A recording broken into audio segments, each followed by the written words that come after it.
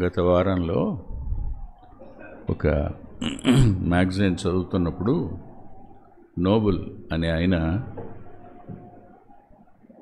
ప్రభు రాకడను గురించిన కొన్ని మాటలు రాశాడు. ఆయన అవి చదివిన తర్వాత రాకడను గురించి చెప్పడం అరుదుగా కనపడుతుంది అనిపిస్తుంది జనాలకి.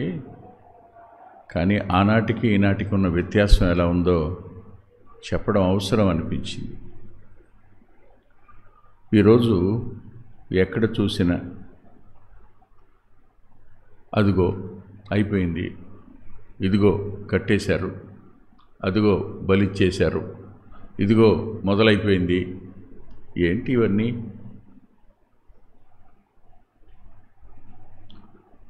విశ్వాసులను లేకపోతే సంఘాలను భయపెట్టేటువంటి పద్ధతి ప్రారంభమైంది. దుఃఖంగా అనిపిస్తోంది. వాస్తవానికి రాకడా అనేది సంతోషకరమైంది. రాకడా అనేది ధైర్యంతో మన తలలు పైకెత్తుకోవలసింది. కానీ నేటి దినాన్న రాకడను గురించిన వర్తమానాలు కానీ రాకడను గురించిన సూచనలు చెప్పడం కానీ భయపెట్టడం, విపరీతమైన ఒత్తిడికి గురి చేయడం జరుగుతున్నట్టు కనబడుతూ ఉంది. ఆలోచించండి. ప్రభు ఇలా అన్నారు యోహాను సువార్త 14వ అధ్యాయంలో 3వ వచనం, నేను వెళ్ళి మీకు స్థలం సిద్ధపరిచిన యెడల నేనుండి స్థలములో మీరును ఉండులాగున మరలా వచ్చి నా యొద్ద నుండి మిమ్మను తీసుకొని పోదును. ఏంటి మాట?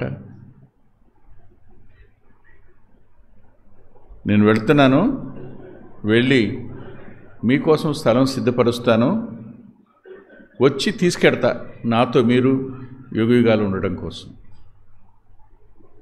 రాకడ అనేది వాగ్దానం. రాకడ సంఘం యొక్క వాగ్దానం. అంతేకాదు, రాకడ అనేది నిరీక్షణ. ఆలోచించండి. వాగ్దానం నెరవేరేటప్పుడు భయపడతాడా ఎవడైనా? నిరీక్షణ సఫలమవుతున్నప్పుడు ధైర్యాన్ని కోల్పోతాడా? ఏదో జరగబోద్ది, ఏమైపోద్దో అనుకుంటాడా?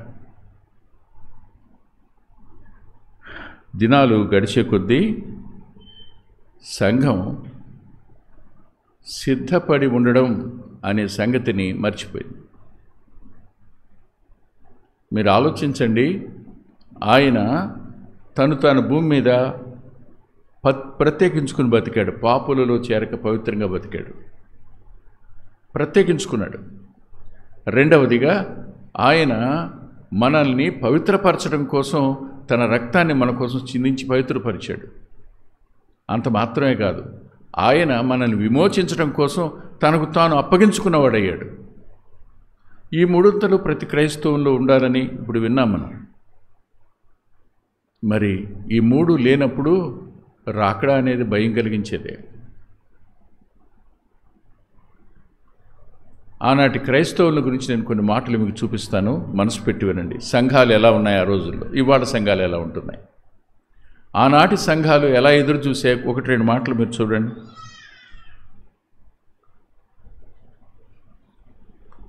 తీతు పత్రిక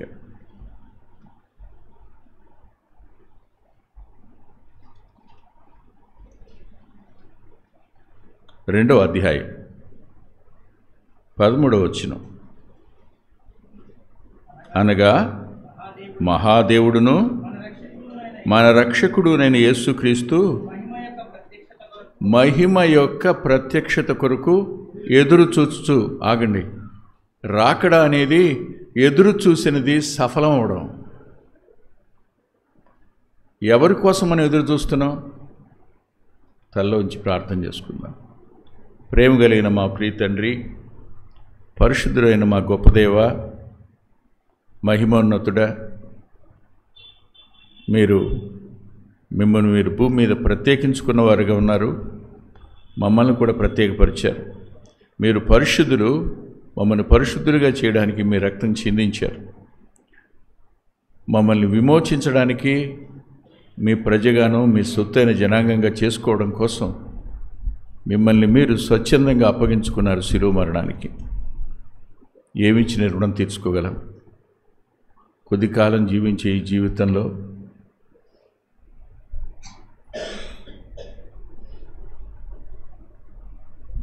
మీకు ఇష్టం లేని వాటిని కలిగి జీవించటం మీ అంతరంగానికి దుఃఖాన్ని కలుగు చేయటమేనని ఎరిగి కన్నీటితోనూ పశ్చాత్తాపంతోనూ మీ పాదాలను సమీపించడానికి మాకు మంచి సమయాన్ని ఇమ్మని యేసుక్రీస్తు ప్రభువారి పేరిట ప్రార్థిస్తున్నాం తండ్రి, ఆమేన్. ఓ చిన్న విషయాన్ని జ్ఞాపకం చేస్తాను నేను. ఒక వ్యక్తి వేరే దేశం వెళ్తూ వాళ్ళ అమ్మతో ఇలా అన్నాడు, అమ్మా నేను వస్తాను, వచ్చి నేను నిన్ను తీసుకెళ్తాను అని వెళ్ళాడు. సంవత్సరాలు గడిచిపోతున్నాయి కానీ రావట్లే. పక్క వాళ్ళు అడిగారు ఉత్తరం ఏమైనా వచ్చిందా అని, రాలేదని. మరి బహుమానం అన్న ఏమైనా పంపించారంటే పంపించలేదని. మరి వస్తాడని ఎందుకు అనుకుంటున్నావు నువ్వు? లేదు, నా కొడుకు చెప్పాడు వస్తాడు. నా కొడుకు మాట తప్పేవాడు కాదు, వస్తాడు. సంవత్సరం అయిపోయింది, 2 సంవత్సరాలు అయినాయి, 3 సంవత్సరాలు అయింది, 4 సంవత్సరాలు అయింది. ఆమె బయట కూర్చొని ఎదురు చూస్తూనే ఉంది. చుట్టుప్రక్కల వాళ్ళు ఏమనుకుంటారు? పాపం పిచ్చితే అయిపోయి ఉంటుంది, వస్తాడని ఎదురు చూస్తున్నవాడు రావటం లేదు. రకరకాలుగా మాట్లాడుకుంటారుగా. ఆ మాటలన్నీ ఆమె మనసుకు ఏమనిపిస్తాయి? కానీ ఆమె నిరీక్షణ చనిపోదు, ఆమె ఎదురు చూడడం మానదు. ఎందుకని? తప్పకుండా వస్తాడు నా కొడుకు. 4 సంవత్సరాల తర్వాత అనుకున్నట్టే వచ్చాడు. ఎలా ఉంటుంది చెప్పండి? ఇతర దేశం వెళ్ళి వస్తానన్న వాడే వచ్చినప్పుడు మనల్ని తండ్రి ఇంటిలో ఉంచడం కోసం సిద్ధపరచడానికి వెళ్ళినవాడు రాకమాంతాడా? వాళ్ళు ఆయన ప్రత్యక్షత కోసం ఎదురు చూశారు. మనం ఆయన ప్రత్యక్షత కోసం ఎదురు చూస్తున్న వాళ్ళం కాదు. ఎందుకు ఇది వచ్చిందో తర్వాత చెప్తాను, ఏం జరిగిందో చెప్తాను.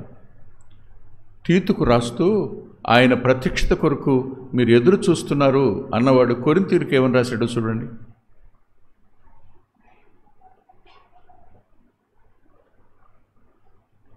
కొరింథీ మొదటి పత్రిక 1వ అధ్యాయం 7వ వచనం చదువుతున్నాను. మీరు మన ప్రభు అయిన యేసుక్రీస్తు ప్రత్యక్షత కొరకు ఎదురు చూస్తున్నారు. కొరింథీ సంఘం, ఆ సంఘం కూడా ప్రభు రాకడ కోసం ఎదురు చూస్తూనే ఉంది. తీతు ఏ సంఘంలో ఉన్నాడో ఆ సంఘానికి రాస్తున్నాడు మీరు ఎదురు చూస్తున్నారని. కొరింథీ సంఘానికి రాస్తున్నాడు మీరు ఎదురు చూస్తున్నారని. ఆ దినాలలో విశ్వాసులైన వాళ్ళు ప్రభు ఎప్పుడొస్తాడా అని ఎదురు చూసేవాళ్ళు, కాచుకుని ఉండేవాళ్ళు. ఈరోజు రావచ్చు అని వాళ్ళు ఎదురు చూస్తూనే వచ్చారు. ఏ సూచిక్రియ నెరవేరింది అన్నప్పటికీ? చెప్పండి, మాట్లాడరే? యూదులు తిరిగి వచ్చారా? లేదే. అయినా వాళ్ళు ఏం చెప్పండి? ఎందుకో చెప్పనా? వాళ్ళు ప్రభువుని అంతగా ప్రేమించారు కాబట్టి, ప్రభు కోసం తమ అప్పగించుకున్నారు కాబట్టి, వారు ప్రభు కోసం ప్రత్యేకించుకున్న వాళ్ళు కాబట్టి వాళ్ళ మనసు నిండా ఉన్నది ఆయనే. ఆయన ఎడల వారికి ఉన్న ప్రేమ అపారమైంది. వస్తే బాగుండు కాదు, వస్తాడు తప్పకుండా, సందేహమే లేదు. ఆనాటి సంఘాలలో ఆయన ఎప్పుడు వస్తాడా అని ఆయన ప్రత్యక్షత కొరకు ఎదురు చూస్తూనే ఉన్నారు. ఇంకొక మాట కూడా ఉంది చూడండి ఒకసారి. తెస్సలోనిక సంఘానికి రాస్తూ పౌలు గారు మరో మాట అన్నాడు. తెస్సలోనిక పత్రిక మొదటి పత్రిక 1వ అధ్యాయం 9-10 వచనాల్లో ఇలా ఉంది. దేవుడు మృతుల్లో నుండి లేపిన యేసు అనగా రాబో ఉగ్రత నుండి మనల్ని తప్పించుచున్న ఆయన కుమారుడైన యేసు పరలోకము నుండి వచ్చునని ఎదురు చూచుటకును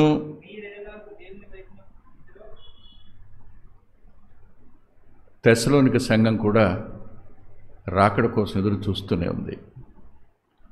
ఆదిమ సంఘాలు ఎప్పుడు మాట్లాడుకున్నా వాళ్ళు ప్రభు వస్తే బాగుండు అనుకునేవారు. ప్రతి దినాన్ని వారు ప్రత్యేకించుకుని బతికారు. వారి సంభాషణ ప్రత్యేకించుకున్నది, వారి సంబంధాలు ప్రత్యేకించుకున్నాయి, వారి బ్రతుకులు ప్రత్యేకించుకుని బ్రతికిన వాళ్ళు. అయితే ఆనాటి క్రైస్తవ్యంలో లోకం నుంచి వేరే బ్రతికారు. వాళ్ళు లోకంతో మమేకమైపోయి బ్రతకల. లోకస్తులు ఎలా జీవిస్తున్నారో అలా జీవించరా. లోకస్తులు వేటి కోసం తపన పడుతున్నారో వాడు దానికోసం తపన పడలా.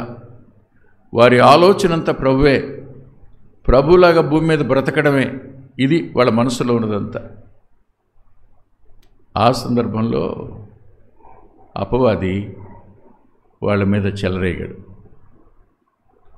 హింస అనే ఖడ్గం వారిని వెంటాడింది.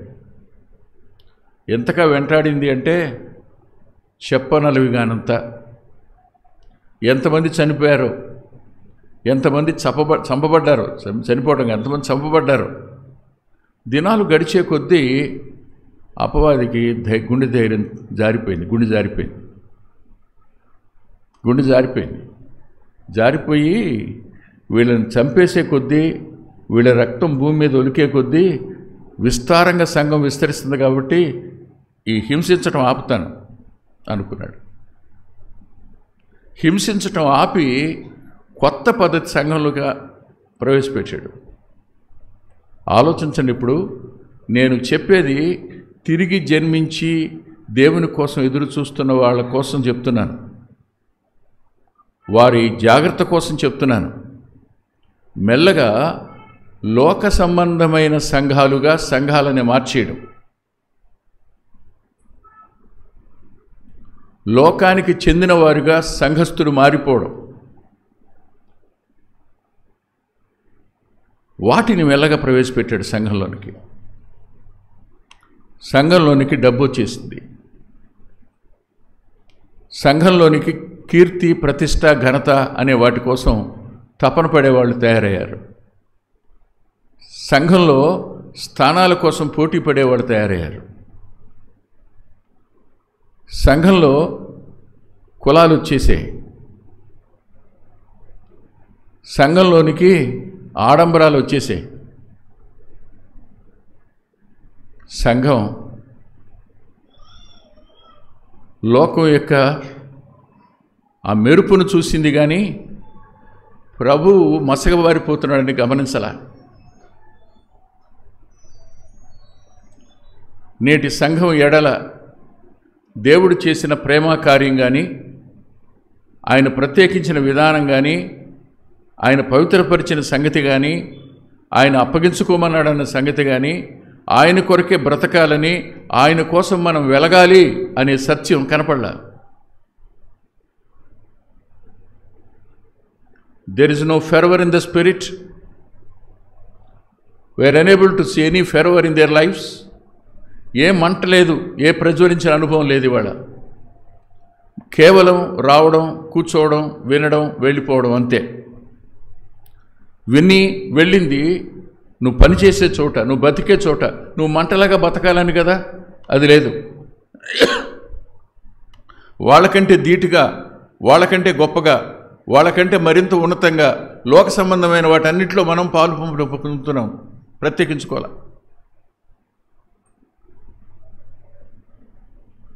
అపవాదికి కావలసింది అదే. వాడు అందుకే సంఘంలోనికి వాటిని చొప్పించాడు. మొట్టమొదటి ఉన్న సంఘాలలో కనిపించింది ఇవి. కానీ చివరికి రండి, మీరు ఒక మాట చూపిస్తాను. ప్రకటన గ్రంథం దగ్గరికి రండి.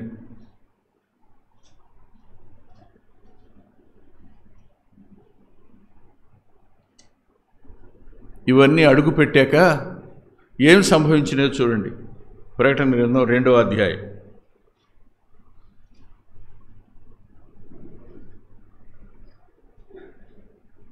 2, 3, 4 వచనాలు చదువుతాను. నీ క్రియలను, నీ కష్టమును, నీ సహనమును నేను ఎరుగుదును. నువ్వు దుష్టులను సహింపలేనివనియు, అపోస్తలులు కాకయే తాము అపోస్తలుమని చెప్పుకుని వారిని పరీక్షించి వారు అబద్ధికులను కనుగొంటువనియు, నీవు సహనము కలిగి నా నామం నిమిత్తము భారము భరించి అలయలేదనియు నేను ఎరుగుదును. అయినను మొదట నీ కుడిన ప్రేమను వదిలితే నీ మీద తప్పు ఒకటి మోపవలసింది. ఏం జరిగింది? ఈ సంఘం క్రియలున్నాయి, కష్టం ఉంది, సహిస్తుంది, దుష్టులను సహించలేదు, అపోస్తులు కాని వాళ్ళని పరీక్షించి తెలుసుకుంది. కానీ ప్రభు ఎడలున్న తొలినాటి ప్రేమను కోల్పోయింది. ఇప్పుడంటాను నేను, మత్తయి సువార్త 25వ అధ్యాయంలో 10 మంది కన్యకల ఉపమానం రాసింది. అందులో 5 బుద్ధిగలవారు, 5 బుద్ధి లేనివారు. ఇందాక తమ్ముడు చెప్పాడే, అన్నీ ఉన్నాయి వాళ్ళకి. వాక్యం తెలుసు, రాకడ గురించి తెలుసు, అన్నీ తెలుసు. వాళ్ళు కూడా ప్రయాణమైన వాళ్ళే, కన్యకల్లాగానే ఉన్నారు, కన్యకలే కాదనడానికి లేదు. కానీ తేడా ఏంటి?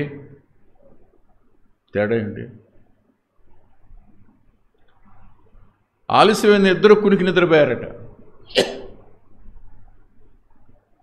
ఆలస్యం అవుతున్న కొద్దీ, సంవత్సరాలు గడుస్తున్న కొద్దీ మెల్లమెల్లగా మనల్ని కునికే స్థితిలోనికి తీసుకొని వెళ్ళడం అపవాది చేసే పని. మనం కొనకాలి, మనం నిద్రపోవాలి. అంటే ప్రభువుని గురించి పట్టించుకొనిది, ప్రభువుని ఎప్పుడన్నా గుర్తు చేసుకునేది కునుకు, ప్రభువును పట్టించుకునేది నిద్ర. అంతే. ఆదివారం వస్తేనే మళ్ళీ బైబిలు నువ్వు, అంతకుమించి ఇంకేం లేదు. తిరిగి జన్మించిన అనుభవం లేదు, ప్రభు కోసం ప్రత్యేకించుకున్న అనుభవం లేదు, ప్రభువులా జీవించాలనే తపనే లేదు, ఆ భక్తి లేదు, ఏమి లేవు. కానీ రాకడ అనేది ఒక సిద్ధాంతంగా మిగిలిపోయిందంతే. రాకడ అనేది ఎప్పటి నుంచో పెద్దలు చెప్తున్న ఒక ప్రీ ఆక్యుపైడ్ థాట్ లాగా ఉందంతే. అది వాస్తవంగా ఆలోచించడం లేదు ఎవరును.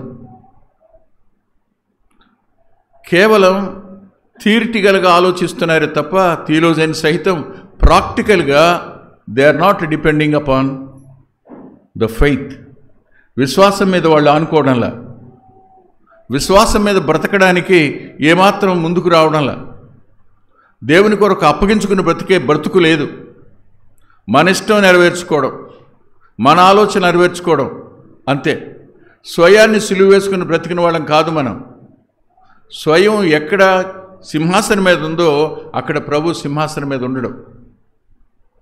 సరిగ్గా జరిగింది అదే. ఇన్ని ఉన్నాయి, కానీ ప్రభు అన్నాడు, నా మీద నీకున్న మొదటి ప్రేమ లేదు కదా ఇప్పుడు అని. మీరు నాకు చెప్పండి, రక్షించబడిన తొలి దినాల్లో ప్రభు ఎడల మీకున్న ప్రేమ ఈరోజుందా?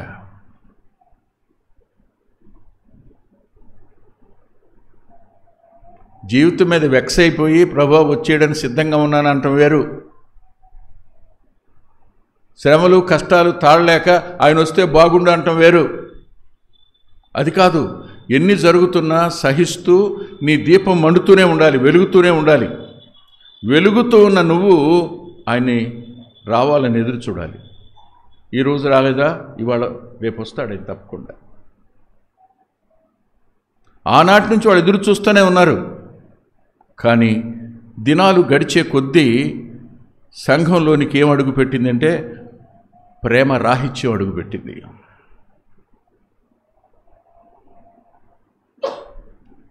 ఆనాడున్న ప్రేమలు వాళ్ళు ఎంత ప్రేమ గలవాళ్ళో చెప్తాడు అపోస్తల కార్యాల గ్రంథంలో. వారు ఎవరైనా కష్టంలో ఉంటే ఆ కష్టం మాదిగా భావించారు, ఎవరైనా అవసరతలో ఉంటే అవసరత మాదిగా భావించారు. ఎవరైనా కన్నీరు కారుస్తుంటే వాళ్ళు కూడా కలిసి వాళ్ళతో కన్నీరు కార్చిన వారుగా ఉన్నారు. ఆ సహోదర తత్వం ఏమైపోయింది ఇవాళ? We are unable to see the love of brother today. సహోదరుని ప్రేమించే ప్రేమ లేని తత్వం మనకుంది. దేవుణ్ణి ప్రేమిస్తున్నామని ఎక్కడ చెప్తాం?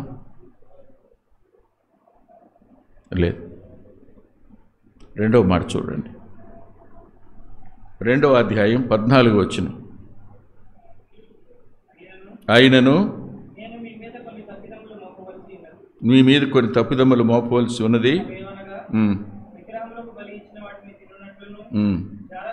జారత్వము చేయనట్లును ఇశ్రాయేలుకు ఉరియొడ్డుమని బాలాకునకు నేర్పిన బిలాము బోధన అనుసరించేవారు విన్నారా? ఇప్పుడు మీది ఏంటి బిలాము బోధ? దేవుని పిల్లల మీద హ్యాండెడ్గా ఎలా బతకాలి,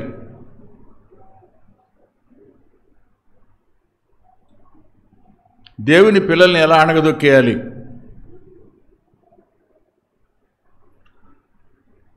దీని ద్వారా మనం డబ్బులు ఎలా సంపాదించుకోవాలి, ఇదేగా బిలాము. రహస్యంగా ఉరివొడ్డని సంఘం యొక్క రహస్యాలను బహిర్గతం చేసి సంఘాన్ని అవమానాలు పాలు చేయటం అనేది అప్పుడే ప్రారంభమైంది. వాళ్ళని గెలవలేవు, నువ్వు ఓ పని చేయి చాలు, వాళ్ళని దేవునికి ఇష్టం లేనివి చేసేటట్టుగా చెయ్యి. ప్రభువు ఏవంటే అసహించుకుంటాడో అవి చేసేటట్టుగా చేయి చాలు, ఆయనే కొడతాడు వాళ్ళని. సంఘం అంటే పెండ్లి కూతురు కదూ, ఆ పెండ్లి కొడుకుకు ఇష్టమైనట్టుగా బతకడం అది లేదు. మనకిష్టం వచ్చినట్టు బతకడానికి ఎవరో చెప్తున్న బోధ, ఆ బోధ లోపలికి వచ్చేసింది. కుయుక్తితో కుట్రతో మనం ఆధిపత్యాన్ని సంపాదించుకోవాలని, ధనాన్ని సంపాదించుకోవాలనే బోధ సంఘంలోనికి వచ్చేసింది. కానీ ఇలా చేయటం ద్వారా దేవునికి నువ్వు శత్రువు అవుతావు అని ఎవరు చెప్పినోళ్ళు లేరు, కనపడలా. స్మరణలో లోపం కనపడదు, కానీ మనం చదువుకున్న పెర్గెములో మాత్రం ఈ లోపం కనపడింది. అంతేకాదు 2వ అధ్యాయం 20వ వచనం చూడండి. ఆయనను నీ మీద తప్పొకటి మోపవలసినది, అది ఏమనగా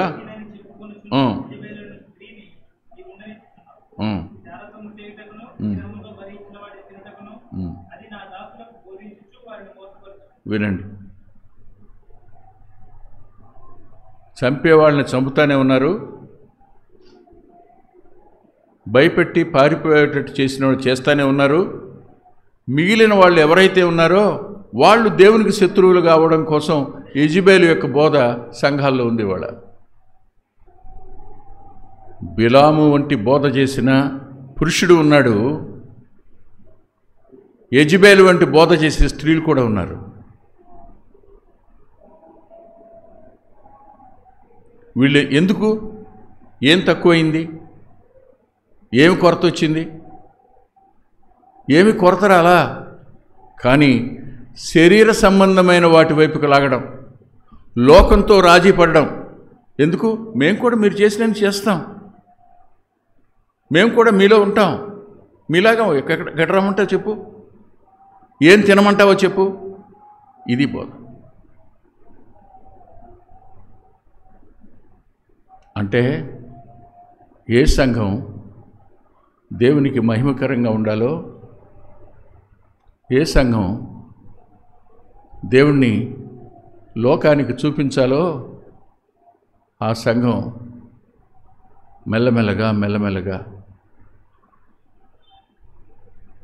దేవుణ్ణి బాధ పెట్టేదిగాను, దేవుని అంతరంగానికి గాయం కలుగు చేసేదిగాను, తనలో నివసిస్తున్న పరిశుద్ధాత్మని దుఃఖపరిచేదిగాను మారిందనమాట.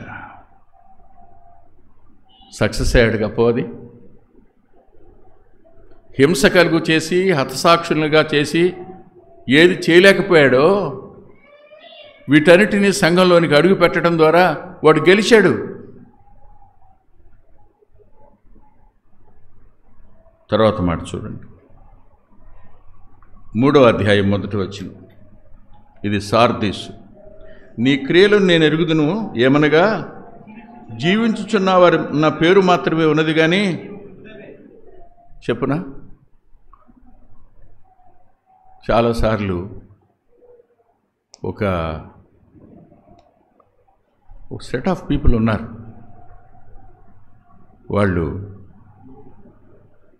విశ్వాసంతో బతకాలని చెప్తారు, విశ్వాసం మీద ఆధారపడాలని చెప్తారు. కానీ విశ్వాసంలో ఉండి బాధల్లో ఉన్నవారికి మన వంతు మనం చేయాలి అనే దగ్గర మాత్రం దే వోంట్ యాక్సెప్ట్. వాళ్ళు అంగీకరించరు. సువార్త ప్రకటించటం ఒకటైతే వారికి చాలినంతటి సహాయం చేయగలగటం రెండవది. దాన్ని ఒప్పుకోరు. Only on faith. రైట్, నువ్వు విశ్వాసం ద్వారా బ్రతుకు, కానీ ఆకలి కొన్నవాడికి పట్టడన్నం పెట్టకుండా నువ్వు బతికితే, వస్త్రం లేని వాడికి వస్త్రం ఇవ్వకుండా నువ్వు బతికితే, పరామర్శించకుండా నువ్వు బ్రతికితే, వెళ్ళి చూడకుండా నువ్వు బ్రతికితే క్రియలు లేవు. అందుకనే అన్నాడు యాకోబు గారు, క్రియలు లేని విశ్వాసం అది. సంఘంలోనికి అసలు క్రియలు చేయడం అనేది తీసేయాలి. పొరుగువాడి అవసరత మన అవసరత కాదు. మీరు ఒకే దేహంలోని అవయవాలు కారు. నోరు పెడచగట్టుకుపోతున్నప్పుడు చెయ్యి గ్లాస్ పట్టుకోకూడదు, కాళ్ళు నడిచి కుండ దగ్గరికి వెళ్ళకూడదు. వద్దు, అక్కర్లా. Live on faith. దేవుడు చేయడా? అవసరమైతే ఆకాశం నుంచి కురిపిస్తాడు మీకోసం వర్షం. ఎక్కడికి తీసుకెళ్ళారు? ఎక్కడికి తీసుకెళ్తున్నారు?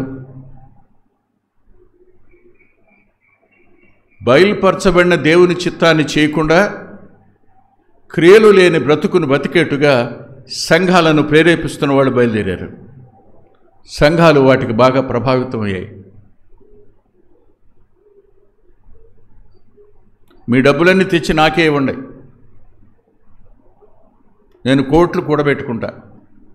మీ పక్కనోడు అడిగితే మాత్రం పెట్టబాకండి, ప్రమాదం అది. ఒకడికి పెడితే 100 మంది వస్తారు నీ దగ్గరికి పెట్టమని. ఇవ్వకో.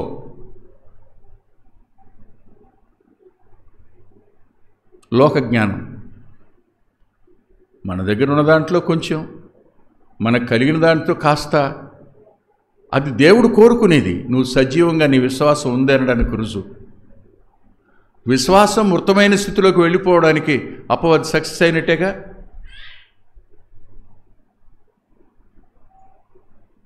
అంటే కునికి నిద్రిస్తున్న పరిస్థితి కాదా? కాదని చెప్పండి మీరు. 3వ అధ్యాయం 17వ వచనం. 3:17. నీవు దౌర్భాగ్యుడవు, దిక్కుమాలిన వాడవును, దరిద్రుడవును, గుడ్డివాడవును, దిగంబరుడు అయి ఉన్నావని ఎరగక నేను ధనవంతు చేసుకొనుచున్నాను. ఆగండి. నిన్న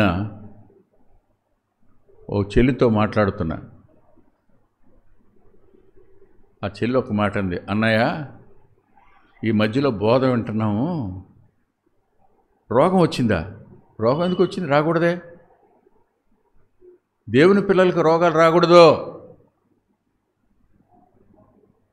శ్రమ వచ్చిందా? దేవుని పిల్లలకు శ్రమలు రాకూడదు.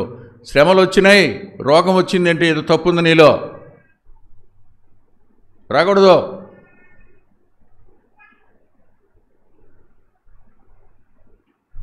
ఆ సేవకుడు కొడుకే జబ్బు వచ్చింది.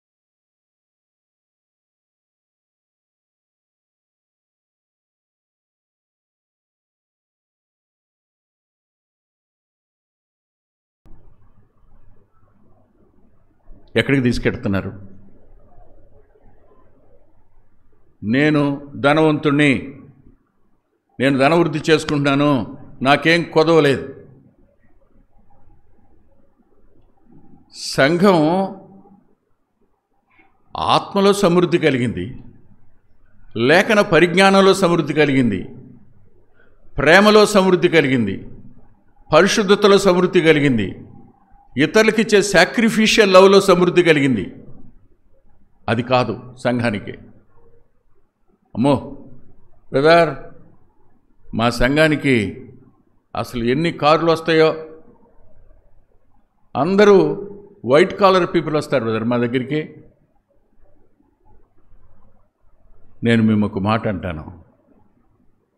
పౌలు అన్నాడు, నేను లేమిలో ఉండనెరుగుదును అని ఎందుకన్నాడు? నేను ఆకలి గుంటిని అన్నాడు ఎందుకన్నాడు?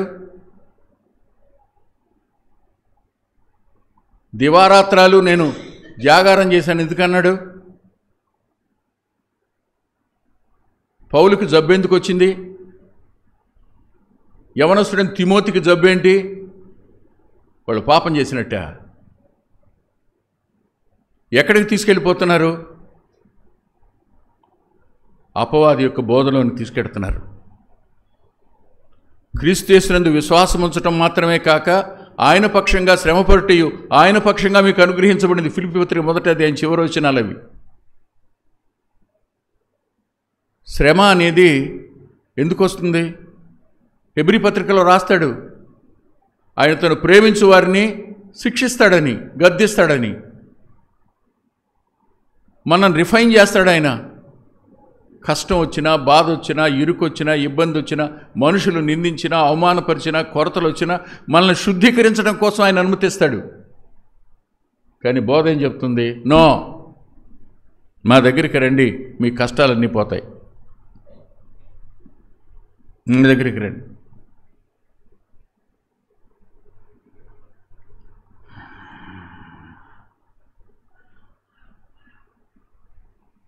లోకరీతి అయిన భావజాలాన్ని సంఘంలోనికి ఇంజెక్షన్ చేసేటవాడు.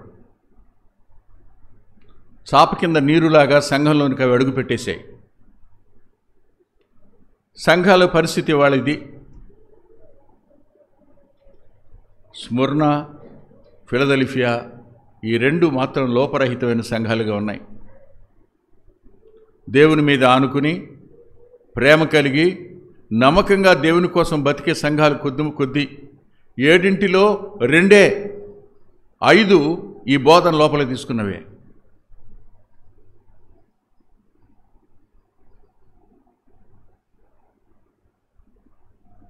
ఎదురు చూస్తున్న ఆత్మీయ సంఘాలలోనికి, ఎదురు చూసేవారి మధ్యకు ఎలాంటి బోధ వచ్చేసిందో 100 సంవత్సరాలు దాటే లోప. ఇప్పుడు 100 సంవత్సరాలు దాటిపోయింది, ఇంకెంత లోపలికి వచ్చిందో ఆలోచించండి.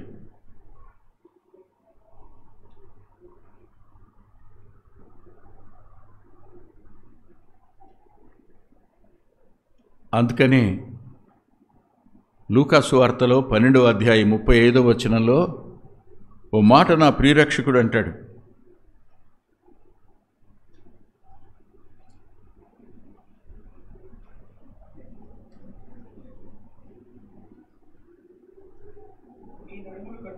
మీ నడుములు కట్టుకొనుడి, మీ దీపములు వెలుగుచుండనీయుడి.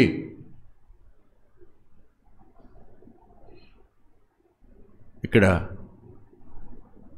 ఇదిగో పెండి కుమారుడు వచ్చేశాడు అనే స్వరం కోసం ఎదురు చూస్తున్న ఆ కన్యకలు లేచి తమ దీపాలను సవరించుకున్నారు. వారి దీపాలను వెలుగును పెంచుకున్నారు వాళ్ళు. Still there is a time. ఈరోజు నీకు ఇంకా టైం ఉంది నీ దీపం వెలిగేటట్టు చేసుకోవడానికి. ఈ లోపాలన్నీ మనలో ఉన్నాయి. నేను ఎవరి కోసం చెప్పటంలా, నేను ఎవరినో విమర్శించడానికి చెప్పటంలా, ఎంతో కొంత ఈ బోధ మనలోని కూడా వచ్చేసింది. We are also in the same condition. ఎంతో కొంత దీనికి మనం ఒడబడి ఉన్నాం. తెలియకుండానే ఎక్కడో కష్టాలన్నీ పోతే బాగుండు అనుకుంటున్నాం, బాధలు లేకపోతే బాగుండు అనుకుంటున్నాం, రోగాలు రాకుండా ఉంటే బాగుండు అనుకుంటున్నాం, ఒక్కసారి కలిసి వస్తే బాగుండు అనుకుంటున్నాం. ఎప్పుడు ఇవ్వాలో తెలిసి ఆయనకి ఇస్తాడు, ఎప్పుడు బాగు చేయాలో తెలిసి చేస్తాడు. కానీ నీ డిజైర్ అది కాదు. ఈరోజు నా ప్రభు వస్తే సమస్యలన్నీ ఏమవుతాయి చెప్పండి? ఏమవుతాయి? ఫ్యామిలీ ప్రేయర్ జరుగుతుంది. నేను వాక్యం చెప్తూ ఒక మాట అన్నాను, ప్రభు వచ్చేయాలని ప్రార్థన చేద్దామని. అప్పుడు నా కూతురు అంది, వస్తే మనం అంతా వెళ్ళిపోతాం కదా నాన్న, మనం అంతా వెళ్ళిపోతాం. ఎప్పుడు రావాలి ఆయన? ఇప్పుడు రావాలి. ఇప్పుడు వచ్చినా మనం వెళ్ళిపోతాం. వేటిని పట్టుకెళ్తాం? ఏ ఈవెంట్ వస్తాయి? దాచిన డబ్బులు వస్తాయా? ఫిక్స్డ్ డిపాజిట్లు వస్తాయా? కొన్న పొలాలు వస్తాయా? కట్టిన భవనాలు వస్తాయా? కొన్న కారులు వస్తాయా? ఏమి రావుగా. ఒక మాట చెప్పినా, ఎవడు వెలుగుతూ ఉంటాడో వాడి మనసులో ఇవన్నీ మసకబారుతాయి. అవన్నీ ఉంటాయి, కానీ వాటి మీద మనసు ఉండదు అతనికి. ఇచ్చినవాడు ఆయన, ఆయనకి మహిమలు చెల్లిస్తాడంతే. బతికించాడు, ఆయుష్ ఇచ్చాడు. నేను ఎప్పుడో చచ్చిపోవలసిన వాడిని, ఇప్పటికి బతికున్నాను, నా దేవుడే. కానీ ఈ పెంచిన ఆయుష్ని నేను లోకం కోసం, లోక సుఖాల కోసం, లోక భ్రమల కోసం, లోకంలో ఘనత కోసం, ప్రతిష్టల కోసం, పాకులాడడం కోసం కాదు.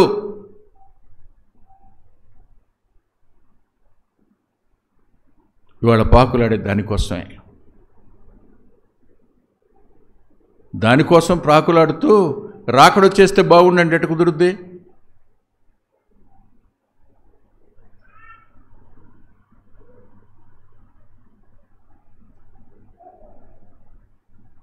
సిస్టర్సు అత్తగారి పోరు తట్టుకోలేక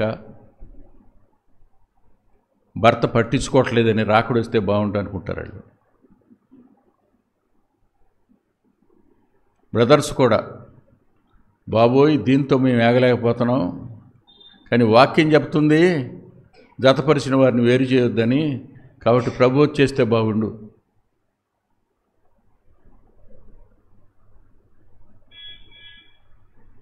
ఎందుకు ప్రభు రావాలి చెప్పండి? నువ్వు వెలక్కుండా ఉండటానికి, బాధలు తప్పించుకోవడానికి, కష్టాలు తప్పించుకోవడానికి, అంతేనా? ఆయన అన్నాడు, బాయ్ నడుము కట్టుకోండి అయ్యా, ధైర్యంగా ఉండండి. పేతురు గారు అంటాడు, నడుము అను మనసును మీరు కట్టుకోండి అని. మీ మనసును స్థిరపరచుకోండి. టుక్ ఏ డెసిషన్, ఒక నిర్ణయం తీసుకోండి. ఇవి కాదు, డబ్బు అవసరమే, డబ్బు సమస్తం కాదు. ఆరోగ్యం అవసరమే, ఆరోగ్యం సమస్తం కాదు.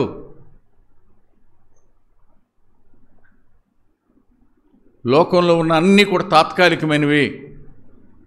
శాశ్వతమైన ఆయన మీద మాత్రం మనసు పెట్టుకుని, లోకం మన కళ్ళ ముందు మసకబారకుండా ఉంటే గనుక మనం ప్రమాదంలో ఉన్నట్టు.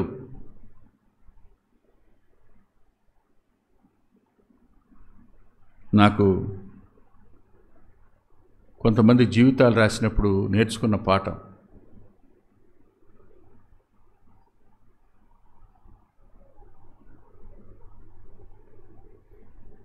కులం అనేది లోకంలో ఆరాధించబడుతున్న విగ్రహం. అది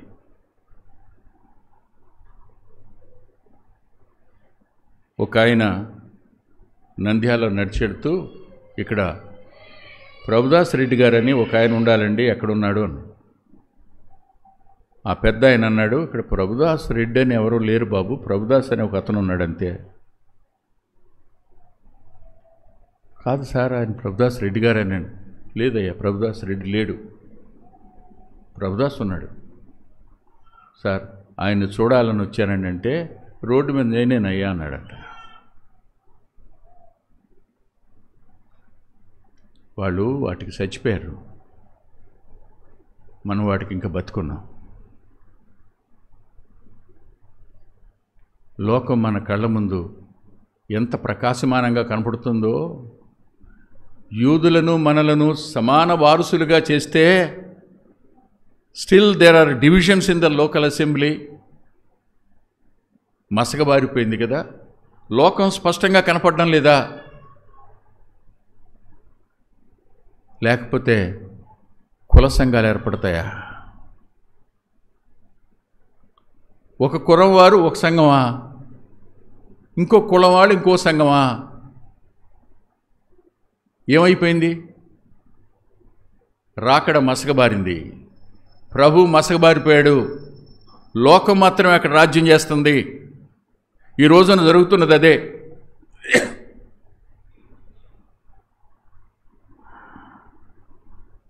కష్టాలు వస్తాయి, ఇబ్బంది పెడతానే ఉంటారు, పెట్టకుండా ఏముండరు.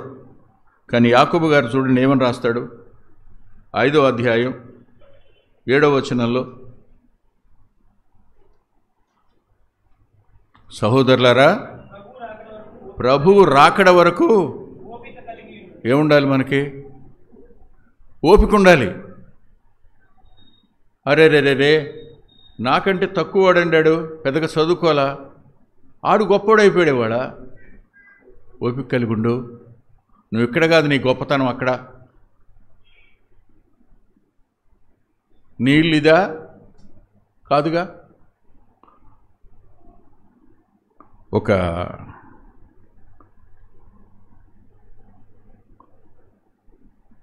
సంఘటన జ్ఞాపకానికి వస్తుంది, చెప్తాను.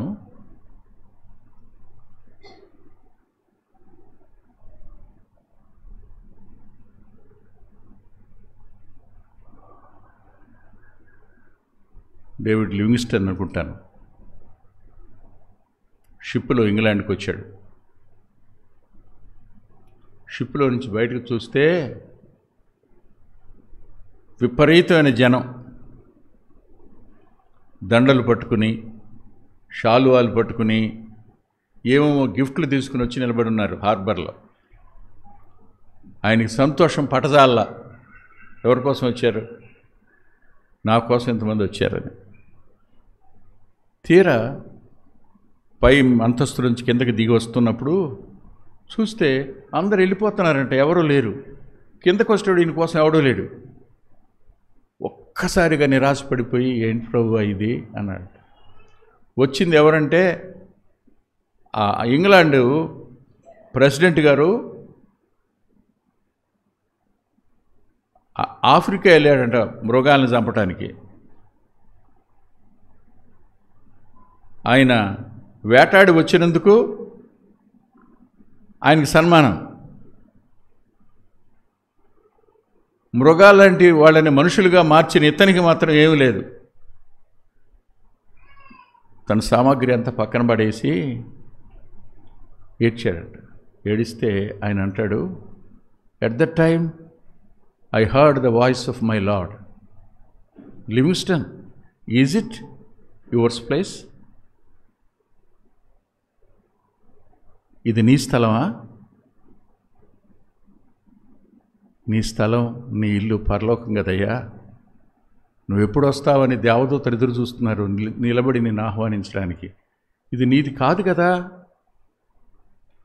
అంత గొప్ప వ్యక్తి మనసే కృంగితే, అంత శ్రేష్టమైన పని చేసిన వ్యక్తి మీదే ఘనత గౌరవాలు దక్కలేదనే ప్రభావం పడితే వీఆర్ ఆల్ ఆఫ్టర్ ఆల్. ఎంత త్వరగా మనలోనికి అవి ప్రవేశిస్తాయో చెప్పడానికి లేదు. ఎంత త్వరగా ప్రభు రూపం మసకబారిపోద్దో. అందుకే అంటాడు, ఓపిక కలిగి ఉండండి, నా రాకడ వరకు ఓపిక కలిగి ఉండండి అంటూ వ్యవసాయదారుడు చూడండి అన్నాడు. చూడండి అంటూ ఒక ఫార్మర్ని చూపిస్తున్నాడు, ఒక రైతును చూపిస్తున్నాడు. సంఘానికి రైతును చూసుకుని నేర్చుకోండి అని చెప్తున్నాడు. ఏమని? చూడుడి, వ్యవసాయకుడు తొలకరి వర్షం, కడవరి వర్షం సమకూడు వరకు విలువైన భూఫలము నిమిత్తము ఓపికతో కాచుకొనుచు దాని కనిపెట్టిన కదా. ప్రభు రాకడ సమీపించుచున్నది గనుక మీరును ఓపిక కలిగి ఉండండి. మీ హృదయాలను స్థిరపరచుకోండి. ఇవన్నీ జరగాలి. ఇవాళ రైతు ఎదజల్లాడు వర్షం పడిపోయిందని, కానీ ఎండిపోవడం ప్రారంభమైంది. నారు పోసాడు, తెగులేదో వచ్చిందంటే ఎర్రబడిపోతుంది. గిలగిల కొట్టుకుంటా ఉన్నాడు. కానీ నిన్న మొన్న బ్రహ్మాండం వర్షం కురిసింది. కొంచెం ఊపిరి తీసుకుని ఉంటాడుగా కదా. ఎందుకు ఈ మాట చెప్తున్నాను?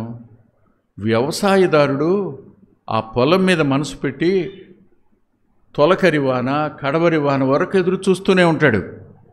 ఎన్ని మార్పులు వస్తుంటాయో. ఒక్కోసారి పొలం గట్టుకు వెళ్ళేటప్పుడు దుఃఖం వస్తుంది, ఒక్కోసారి పొలం గట్టుకు వెళ్ళినప్పుడు సంతోషం వస్తుంది. సమిశ్రితం, దుఃఖం సంతోషం రెండు వ్యవసాయదారుడికి. విశ్వాసికి కూడా అంతే. దుఃఖం వస్తుంది, ప్రభువుని బట్టి సంతోషం వస్తుంది. లోకంలోకి వెళ్తే అవమానం, సంఘంలోకి వస్తే సంతోషం. వాక్యాన్ని బట్టి ధైర్యం. రాకడా అనేది ధైర్యాన్ని ఇచ్చేది. రాకడా అనేది మనల్ని పవిత్రపరిచేది. రాకడా అనేది మనల్ని రూపాంతరపరిచేది. రాకడా అనేది సంపూర్ణంగా దేహం నుండి విడుదల పొందేట్టు చేసేది.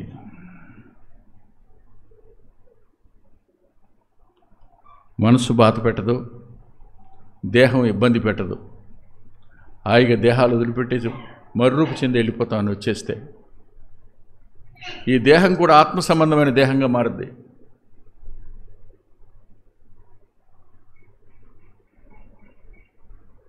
దినాలు గడిచే కొద్దీ మెల్లమెల్లగా అంతరంగాలు కునికేవిగాను నిద్రపోయేవిగాను మారిపోయినాయి. కాదని మనం చెప్పలేం. అవును,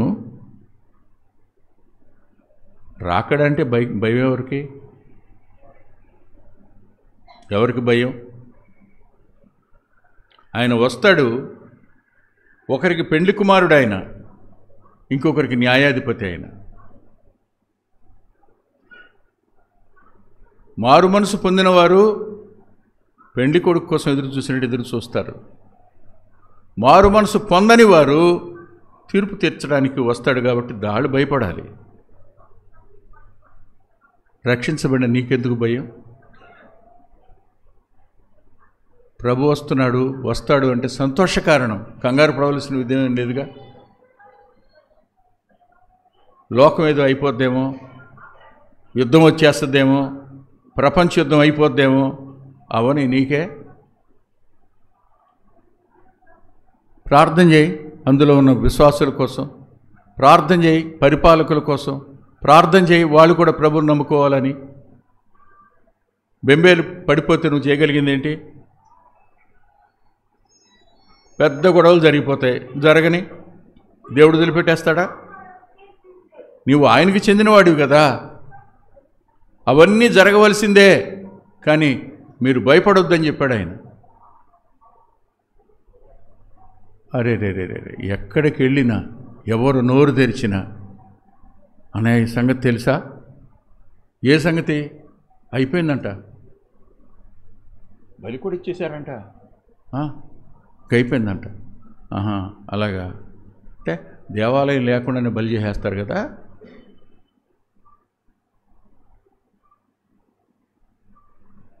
అబ్బా, ఎన్ని ఫేక్ న్యూస్ హల్చల్ చేస్తున్నాయో. ఆయన కోసం ఎదురు చూడాలి. ఆయన మాట తప్పడు. నేను మాట తప్పడానికి నరుని కాదు. కేవలం నేను మనిషి అనుకుంటున్నారా మీరు? సంపూర్ణ దైవత్వం నాలో నివసించింది. నేను అబద్ధం ఆడేవాడిని కాదు.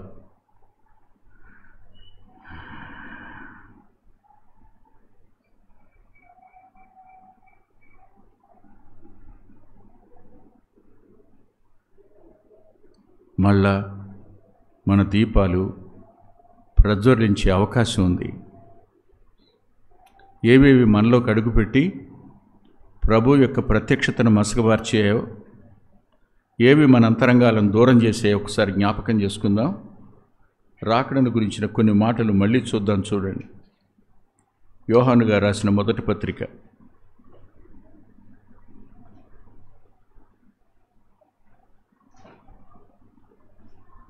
3వ అధ్యాయం 3వ వచనం. యోహాను రాసిన మొదటి పత్రిక 3వ అధ్యాయం 3వ వచనం. ఆయన యందు ఈ నిరీక్షణ పెట్టుకున్న ప్రతివాడును ఆయన పవిత్రుడై ఉన్నట్టుగా ఇది చేయాల్సింది. 2వ వచనంలో అంటాడు, మనం ఇప్పుడు ఏమవుతాం తెలియదు కానీ ఆయన వచ్చినప్పుడు ఆయనలాగా అవుతూ ఉంటాడు. ఇలాంటి మనం, ఆయన పవిత్రుడు కాబట్టి మనల్ని కూడా పవిత్రపరచుకోవాలి.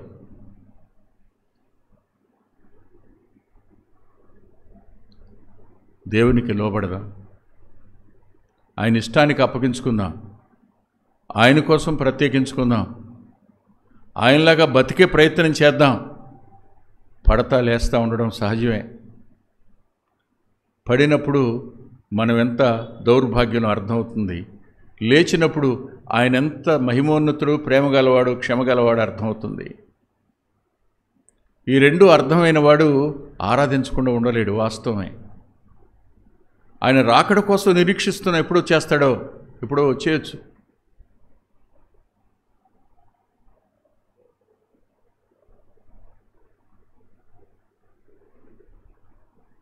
మా నాన్న బిట్రగుంట ట్రైనింగ్కి వెళ్ళాడు.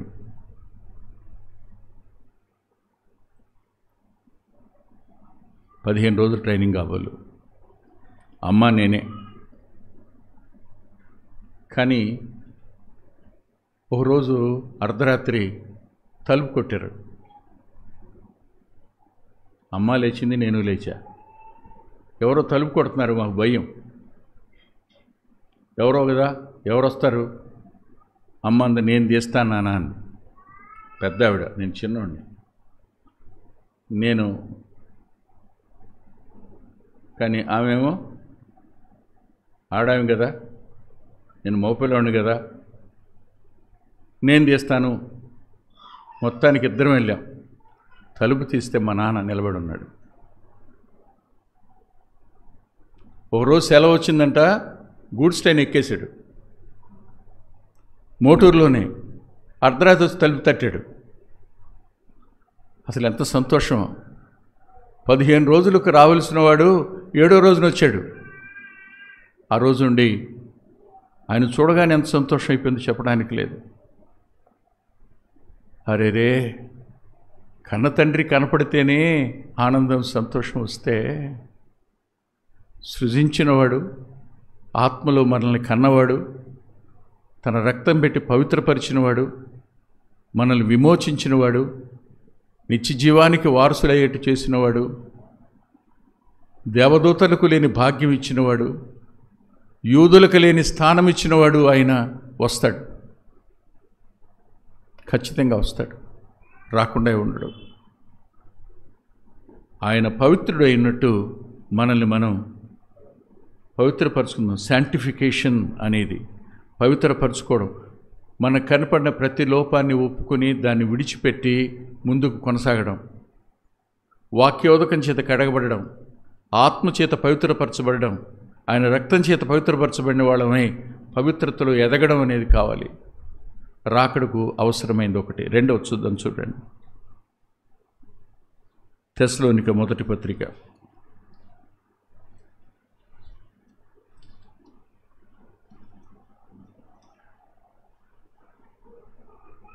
5వ అధ్యాయం.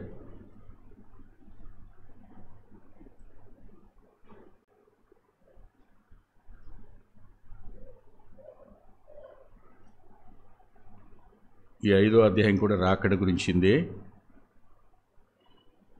8వ వచనం, మనము పగటి భారమై ఉన్నాము గనుక మత్తులమై ఉండక విశ్వాస, ప్రేమ, రక్షణ, నిరీక్షణ వీటిని ధరించుకుందాము. పవిత్రంగా ఉండడం మాత్రమే కాదు, విశ్వాసంలో ఏమైనా లోపాలు ఏర్పడ్డాయేమో సరిచేసుకుందాం. రక్షణ విషయంలో నిశ్చయత సన్నగిలుతుందేమో జాగ్రత్త పడదాం.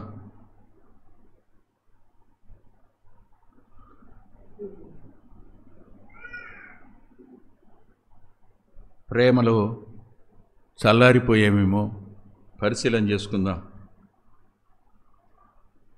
నిరీక్షణ తగ్గిందేమో.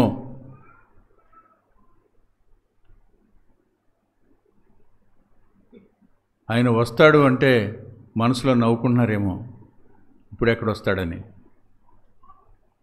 లేదు, ఏమనాలని చెప్పాడు ఆయన, ఏమన్నమన్నాడు ఆయన. ఒకసారి ప్రకటన గ్రంథం 22వ అధ్యాయం 20వ వచనం. ఈ సంగతులను గురించి సాక్ష్యం ఇచ్చేవాడు, అవును త్వరగా వస్తున్నాడు అని చెప్తున్నాడు. ఆమెన్, ప్రభు అయిన యేసు రమ్ము అని చెప్పండి. ఆయన అంటున్నాడు, ఇదిగో వస్తున్నాను అన్నాడంట. మనం ఏమనాలి? అయ్యా, పవిత్రత విషయంలో సరిచేసుకున్నా, విశ్వాస విషయంలో సరిచేసుకున్నా, ప్రేమ విషయంలో సరిచేసుకున్నా, నిరీక్షణ విషయంలో సరిచేసుకున్నా, నీ కృప చొప్పున రక్షించబడిన వానిగా ఉన్నా రాయ్యా అని చెప్పు.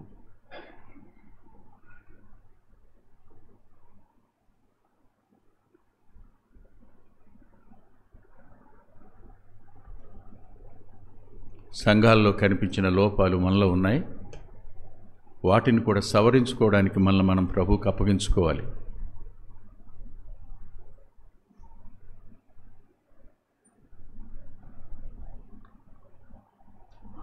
ఒక సంఘటన మాత్రం చెప్తాను, మనసు పెట్టి వినండి.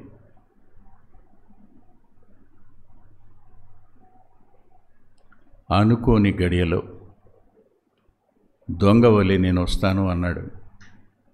ఆ దినమైనా ఆ గడి అయినా మీకు తెలియదు అన్నాడు. లెక్కలు కట్టేవాళ్ళ మాట నమ్మకండి. ఇప్పటికి ఎన్నిసార్లు లెక్కలు కట్టారో చరిత్ర చూడండి మీరు. అసలు ఒక్కొక్క టైంలో ఒక్కొక్కరు చెప్పిన మాట ఆస్తులు అమ్మేసి గుడారాల్లో బతికిన సందర్భాలు ఉన్నాయి. అమెరికాలో, ఈవెన్ ఇంగ్లాండ్లో, జర్మనీ, కెనడా, ఈ ప్రాంతాలన్నింటిలో. కానీ ఆయన రాలా. ఆయన ఎప్పుడు రావాలో ఆయనకే తెలుసు. కానీ వస్తాడు. టైం మరింత దగ్గర పడింది, చాలా సమీపంగా ఉంది. ఎప్పుడు, అప్పుడా, ఇప్పుడా, ముందా, మధ్యలోనా, తర్వాత కాదు. ఇవాళ వస్తే సంగతి ఏంటి, ఇవాళ నేను చస్తే సంగతి ఏంటి? బల దగ్గరికి వస్తున్న మనం మన లోపాలను ప్రభు పాదాల దగ్గర ఒప్పుకొని పశ్చాత్తాపడి యోగ్యమైన రీతిలో పాల్పొంపులు పొందాం. తల్ల ఉంచుదాం. ప్రేమగల మా ప్రియ తండ్రి, పరిశుద్ధుడు అయిన గొప్ప దేవ, మీ ప్రత్యక్షత మసగబారకుండా లోకం మా కళ్ళ ముందు మసగబారే కృపనిమ్మని, అనేక విషయాల్లో మీ అంతరంగానికి గాయాన్ని కలుగు చేసిన మేము క్షమించమని అడుగుతూ, ప్రభు అయిన యేసు రమ్ము, ఆమెన్ అని చెప్పడానికి నీ ప్రియులైన పిల్లలందరి అంతరంగాలలో మెలకువను, స్థిరత్వాన్ని,